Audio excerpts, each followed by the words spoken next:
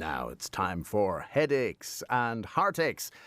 And if you've got an issue that you would like to tease out, of course in confidence, then simply get in touch and send me some details. You don't even have to put your name on the text on 083 30 10 103. Our resident psychotherapist is Aoife McGrath from Inner Therapy in Portlaoise. Morning, Aoife. Good morning, Will. How are you? Oh, sure, I'm in great form. Absolutely Great. Fantastic form. Because the kids are soon going back to school, the house shall be a lot quieter. I know. I have mixed feelings about that. I know some parents who are dreading it, and other parents who are quite happy with it. So, a mixed bunch. Well, unfortunately, it's only 5 days a week, and I can't keep them in at the weekend. Okay, I know which camp you fall into then. Yeah. Say how you really feel, Will. Anyway, let's talk a little bit about mental health in general, and to check yourself against maybe some bad habits that we can fall into, recognising when maybe we're not quite feeling ourselves, when it's not just a little bit of a setback or some of the blues which we can all get hit with from time to time, when it's something more substantial. Give us some steps to watching and improving ourselves. Yeah. Well, I suppose I wanted to start just to do a quick piece on like what we should be doing to kind of keep our mental health in a good position. Some people will say, oh, I have poor mental health or I have good mental health. Well, mental health is the same as physical health. It needs to be minded. And some people, you might say, on the outside look like they're, very resilient. They're able to cope with things. But people do mind their mental health the way that they mind physical health. So just a couple of points. There's five kind of can we steps tackle something just at the outset? Because there is this, and maybe it's a male notion and maybe it's an older concept. Maybe there's some truth in it, maybe there's not. Some regard it as, you're strong, I'm weak. Yeah. And it is that, I suppose it's the same, in the same way that people can have this perception that some people are just naturally slim and fit. And sure, I'm not, just lucky them. When you don't know what another person puts into their own upkeep, if you know what I mean. It's kind of the same with mental health. We don't know what struggles people are putting up with. We don't know how strong they are having to be. We don't know how they present when no one's looking. So it's really about, turning the focus inward on what you're doing for yourself. And if you are someone who sort of does fall into maybe negative thinking or negative behaviors, it's about, well, what can I do for me? Because it is that comparison to other people. I think someone said, don't quote me on who the quote is, but comparison is the thief of joy. Yeah. So if you're only comparing yourself to other people, you're never going to be happy because you might not reach what you think they're achieving.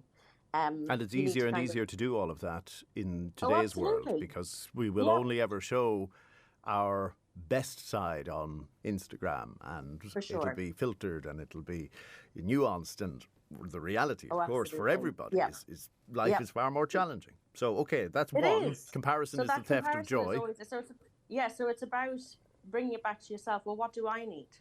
What do I need to focus on for me in order to feel better about myself? Because set your own parameters, set your own goals for how you want to feel and how you want to think. So that's the first thing. So there's just 5 quick steps I might run through. So the first is, like, if you're not feeling yourself, if you're feeling a little bit, I don't know, we talked before about seasonal affective disorder. Is that coming in already? Because there is. You can feel the evenings tightening in, all right, yeah. Oh, absolutely. And the cooler weather, like yesterday was a much cooler day, things like that. And it was a dark day. So connect with other people, because it is, unfortunately, one of the things we tend to do when we're not in great form. We're like, why would anyone else want my doom and gloom? So we withdraw from people. So you need to connect. So you connect with the people that you know. If you're someone who doesn't have a lot of connections, like say you don't have family, or you've lost family, or they're not in the immediate vicinity, connect with new people. So how do I connect with new people? How do I see what's in my area? Maybe join a group, or that sense of community, go to an event, or even hang out at the library. Things that are kind of bringing you more in contact with people rather than being isolated, because isolation is really bad for mental health. So that's the first one, connection. And it could be as simple as picking up the phone, or just or asking someone to meet for coffee, just making that effort that you need it without saying you need it. It's just like you'll feel better. But look, again, I suppose we all have the odd day where we want to just go home, cuddle up on the couch with a hot water bottle and watch some movies, and that's okay. It's when you're doing that habitually that it becomes a problem. It is. And I suppose it's also when you're feeling lonely, when you feel isolated, you have to take the first step and say, well, the opposite to isolation is connection.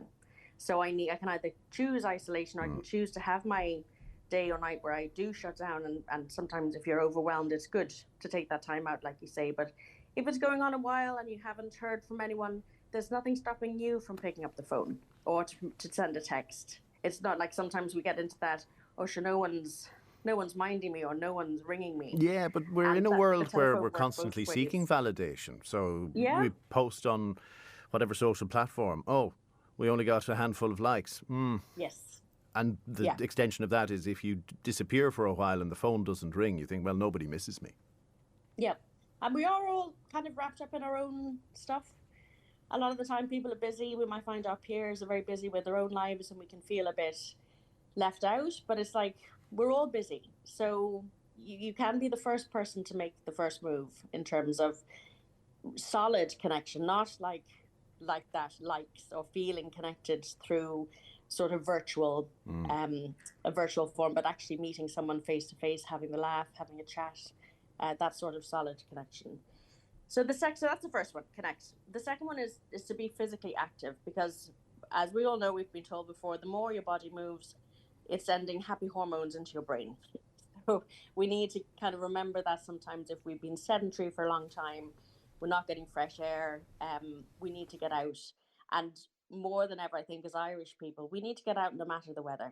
We just have to, as someone said, I've said this before on this show, there's no such thing as bad weather, it's just bad clothing. You need to kind of psych yourself, and especially now, get yourself kitted out for the autumn. You don't have to do anything major. You could just do a walk, or you could, if you wanted to be a little bit more active, you could join a class, an indoor class maybe for the winter. But you know what's terribly rewarding? Walking in the Slieve Bloom Mountains, or even last Sunday took a trip to Mount Leinster.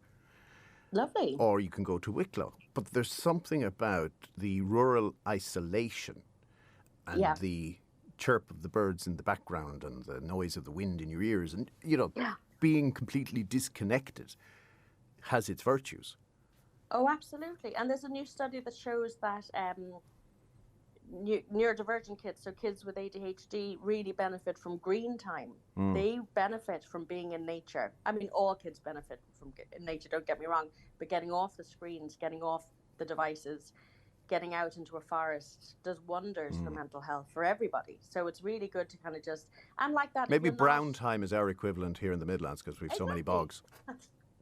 Well, bogs are lovely. I love bogs. I love nature, period. But if you're not in a position to drive, you could, there's walking groups you could join that would maybe have a carpool, or you could just walk around your local area if it's just a lane. Just get out and about and get moving, because movement is, I think, there are studies that our sedentary lifestyle is now the biggest health risk. I sit for a living, you sit for a large part of your day as well. So it's getting that balance right, that we move our bodies, because physical health is linked to mental health. And I don't think anyone feels worse after taking some sort of exercise. And if it's outdoors, normally you come in, your cheeks are a little bit pink. Oh, yeah. You feel a little bit alive. Oh, it's never the after effect that people have a problem with. It's the thought of doing it in the first place. So, absolutely. Connect, number one. Move, number two. What's number three? Learn something new. Engage the brain. So it can be anything like, you'll often see people like, people say, I often thought of doing that, but I haven't done anything about it. Do something about it.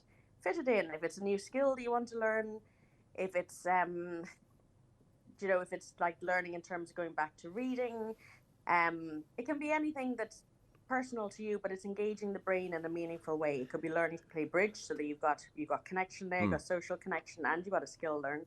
Right, so you're not necessarily talking about going back to college and doing a degree for the first time. Learning is not about academic learning, but you'll notice things like the men's or women's sheds, they definitely have a learning element to them, like woodwork or painting or music. So it's stimulating the brain in a meaningful way and keeping it active, because a stale mind tends to just get staler as we get older.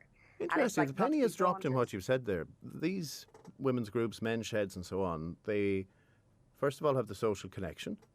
Secondly, there is movement involved in that. Yes. You are up and about, and sometimes they take tours and it can be quite physical, and you're always learning. So I wonder, do they have more ingredients still to come? Well, that's it. So the learn is the fourth one. The fifth one then is to pay attention. So this is the one that everyone can do. And it's something that we've got really bad at doing. So it's about being in the moment. It's one of the easiest probably of the five. So it's putting down your phone. If you're out for coffee, looking around you, people watching. It's listening. If you're out for a walk, it's actually listening to the sounds and the sights, seeing the sights around you. Just paying attention, soaking in where you are in that moment.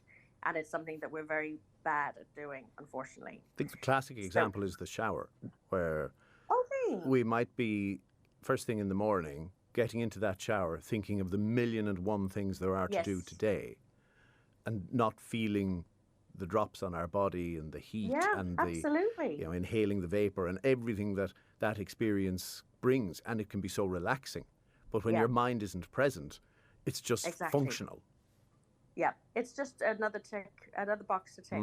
You're so, and that's a lovely example. It's like, it can be as simple as if you're washing the dishes, you're actually feeling the water on your hands. You're slowing everything down and bringing your attention to what you're doing. And that mindfulness is a huge part of our modern culture because we've forgotten how to do it.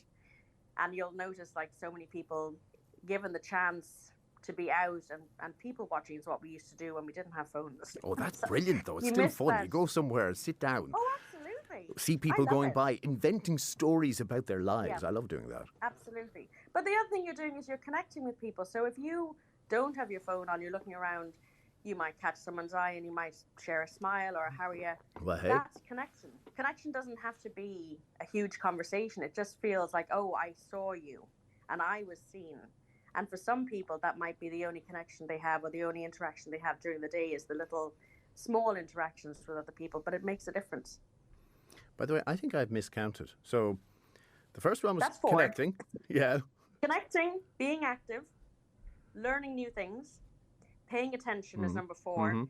And the fifth one, I'll always put it in fifth place. Some people might put it higher up, but it's giving back, giving to others, giving of yourself, your time, because that gives you an enormous sense of well-being and validation, self-worth. But I put it at the end because a lot of people are very good at giving to other people and they don't put anything back in. Can I put an asterisk beside it, though?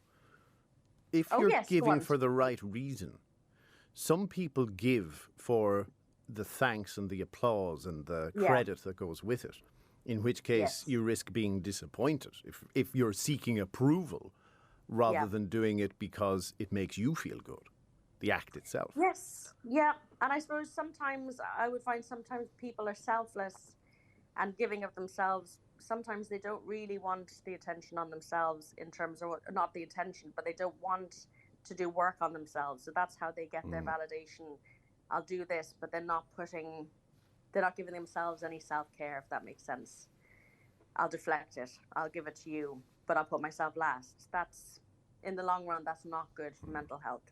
So I would always put it last. If you have taken care of 1 to 4 and you're in a good headspace, then see what you could give back, like things like volunteering or even just like that, ringing someone up to connect with them, but you're giving your time to them because you have it to give.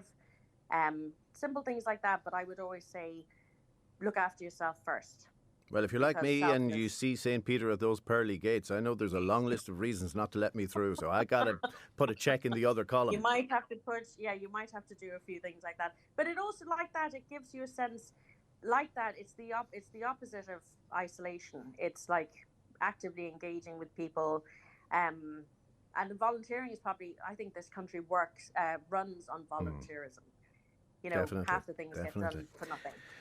So in so many ways, how volunteers have to step in where the state fails, but that's a conversation for a different day. Aoife McGrath is still with us. She's the psychotherapist at Inner Therapy in Portlaoise.